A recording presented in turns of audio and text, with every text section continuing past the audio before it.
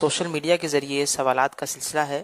یہ ایک سوال آیا ہے کہ صلاۃ التسبیح کی نماز دن میں ظہر کی نماز سے پہلے پڑھنا افضل ہے یا رات میں، اور کیا اس نماز کے پڑھنے سے کبیرہ گناہ بھی معاف ہو جاتے ہیں؟ ظہر کا وقت شروع ہونے کے بعد ظہر کی نماز پڑھنے سے پہلے صلاۃ التسبیح پڑھ لے تو مستحب ہے، ظاہر ثواب زیادہ ملے گا۔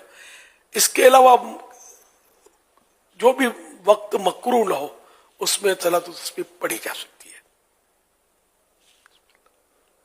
اور کچھ سوال؟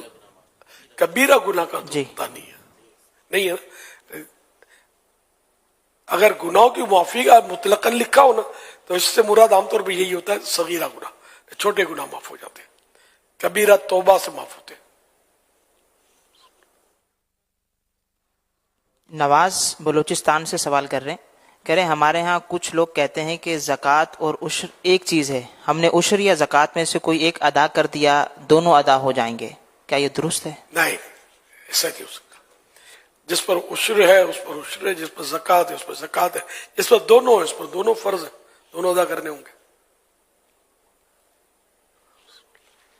اسی طرح ایک اور سوال موصول ہوا ہے SMS کے ذریعے کہ درود شریف کی ایک فضیلت بیان کی جاتی ہے کہ رسول اللہ صلی اللہ علیہ وآلہ وسلم نے ارشاد فرمایا جو دن میں 50 مرتبہ درود شریف پڑھتا ہے رسول اللہ صلی اللہ علیہ وآلہ وسلم اس سے مصافحہ فرماتے ہیں، یعنی اس مفہوم کی حدیث پاک بیان کی جاتی ہے۔ تو سوال یہ ہے کہ یہ فضیلت ایک دن میں پڑھنے کی ہے یا روزانہ پڑھنے کی ہے؟ جو حدیث پاک کے الفاظ ہیں وہ تو یہ کہ جو 50 بار درود پاک پڑھے گا میں اس سے مصافحہ فرماؤں گا صلی اللہ علیہ وسلم۔ روز کا تو تذکرہ نہیں ہے حدیث پاک میں، یہ اس میں ہے ضیاء درود السلام۔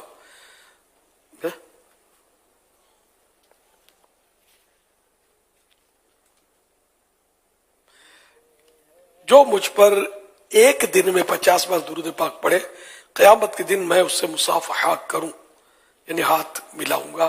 ضیاء درود السلام پیج نمبر 3، اور حوالہ اس میں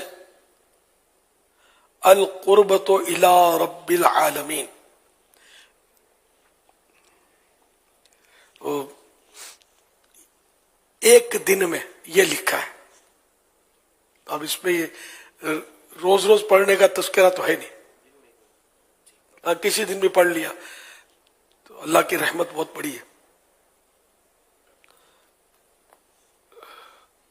قبولیت کی صورت میں کہ اللہ پاک راضی ہو جائے، درست پڑھے، عقیدہ درست ہو، ایمان پر خاتمہ شرط ہے۔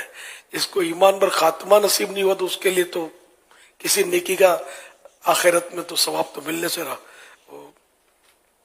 انما الاعمال بالخواتیم، حدیث پاک ہے کہ اعمال کا کوئی اعتبار نہیں ہے مگر خاتمے پر، ایمان پر خاتمہ شرط ہے، جنت اسی کو ملے گی جو دنیا سے ایمان لے کر گیا۔